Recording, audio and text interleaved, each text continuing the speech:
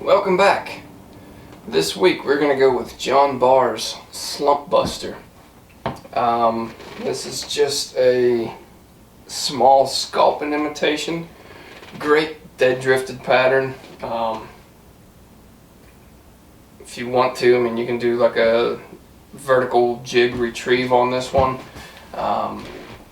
Usually if I'll fish this one, it's it's dead drifted running in tandem with the smaller. I'm usually nymphing when if I use this one. But really quick pattern, really simple. Very effective pattern as well though. Imitates a lot of different things through the water. But we'll go and get right into this one. To start on this, we just have a Daiichi 2461 size 6. It's a 3x long streamer hook. If you want, go with the size 8, 4x, completely up to you, whatever you want to use. Tailor this to the aquatic life in the particular rivers that you're fishing.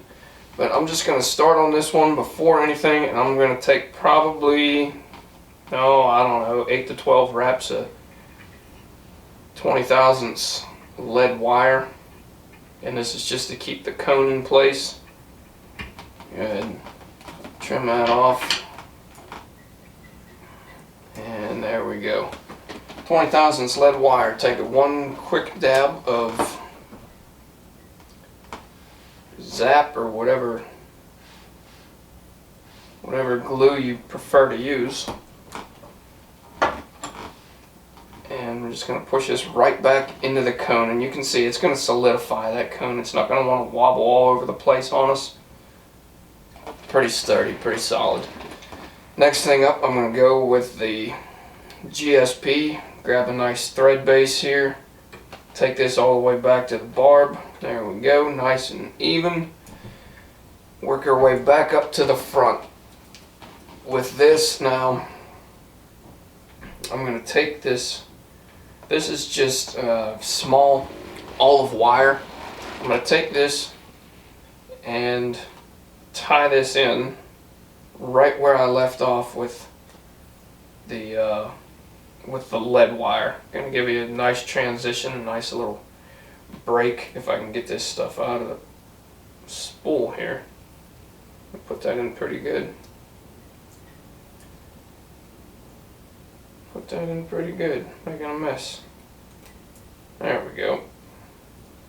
So I'm just going to grab a little bit of this wire, and this is going to be a rib to trap in the overwing tail section, whatever you want to call it.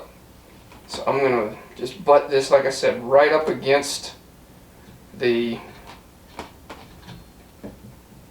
lead wire, and I'm going to work this all the way to the back.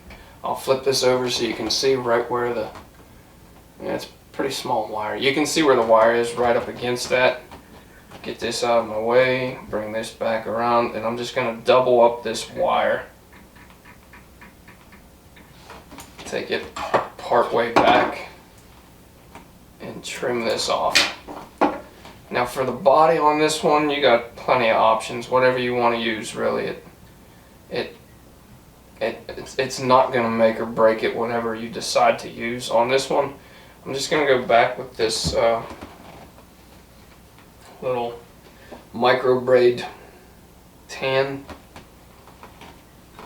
Same thing, I'm going to put this in right where I threw my wire in. I'm going to run it all the way to the back. Still got my wire sitting back there. We'll use that here in a second when we go throwing in this squirrel tail, or this pine squirrel zonker type material that we're going to use. Same thing with any body material that you use.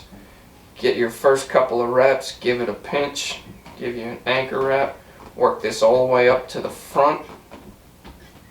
You can see we have a nice little taper right there, and I'm going to stop it just short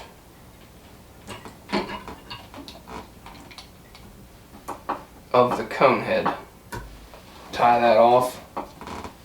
Now The last thing that we're going to do on it, well, not the last thing, but the last material that we're going to use is just this olive pine squirrel zonker cuts. Some of this stuff, when you get it in the package, because it's, you know, individual pieces thrown in there, it can get really twisted up on you. Like you can see, this one is really twisted right toward the end here. To eliminate that, if you want, give that just a quick stretch and it will take some of that twist away. But honestly, I mean, I don't really mess around with it too awful much. If it's too twisted, I just cut the twisted section off, and that's all she wrote. I work with the good stuff and don't worry about that stuff that is going to wind up taking more work to honestly make it a decent looking fly. So I'm just going to take a little length of this, probably 2 times the length of my hook. You can see there, I'm not worried about the length of this tail right now. I'm not worried about that. If I wind up wasting a little bit of material, that's fine. It's not going to be the end of the world. And then I'm going to take this and I'm going to tie this in right behind my cone head. I prepped this material just a little bit just by peeling this stuff back right here. So as you can see, the material is going back this direction. It naturally wants to lay that way. So when I prepped this, I just peeled this stuff off, trimmed this, and there you go. You have a nice section of hide that you're able to tie in. We'll wind up using this here in a second. But for now, I want to get this all situated. I want to get this stuff flowing to the back. And now we're going to start working our wire through our body. And it's also going to trap in our squirrel. So just separate that material a little bit. Get one wrap. Try not to catch, I made a mess there. Try not to catch too much material. Get a nice clean break. Tie that in. Fold this back. Find your next section that you want to go through. And it helps a little bit, honestly, if you take and just wet this. So if you just wet your finger, it'll make manipulating that material a little bit easier, and you won't trap near as much that way.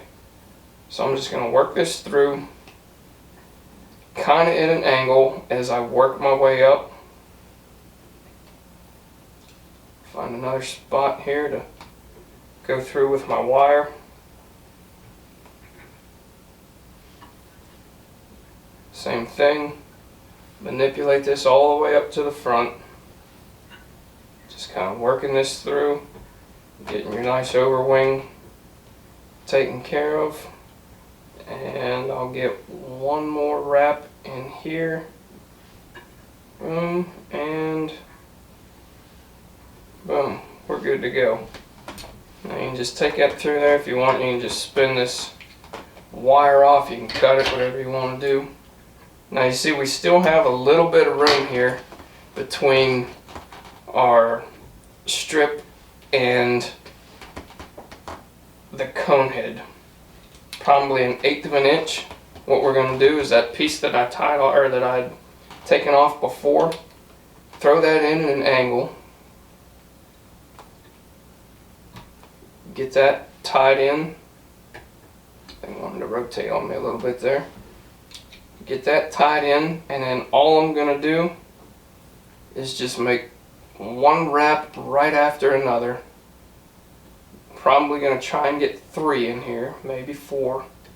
I'm going to take this just right up to the cone head, and you'll see that material is going to start sucking in. When you pull this tight, hold your hook. Give that a good stretch. Hold your hook. Make sure you have a good grasp on all your material and pull that tight. If you don't hold that hook, it'll have a tendency, if all of your materials aren't tied in properly, it's going to want to rotate your body, it's going to want to rotate the entire fly. So just for a little extra reassurance, because I really wrenched out on that when I give that a pull to make sure that that collar's tight, just hold down on your hook, trim up all this excess, and then we're ready to whip finish. I probably could have got one more wrap in there with this squirrel. Yeah, I could have. I could have forced one more wrap to sink down into that cone head, but I'm going to let that go as it is. It's going to slick back pretty nice and it's going to look pretty solid. Now you can flare this stuff out if you want, whichever way you want to do it. You can flare this out, but in all honesty, I mean, once the water hits it, it's going to slick back. And, it's not really going to look how you have it prepped on the vise.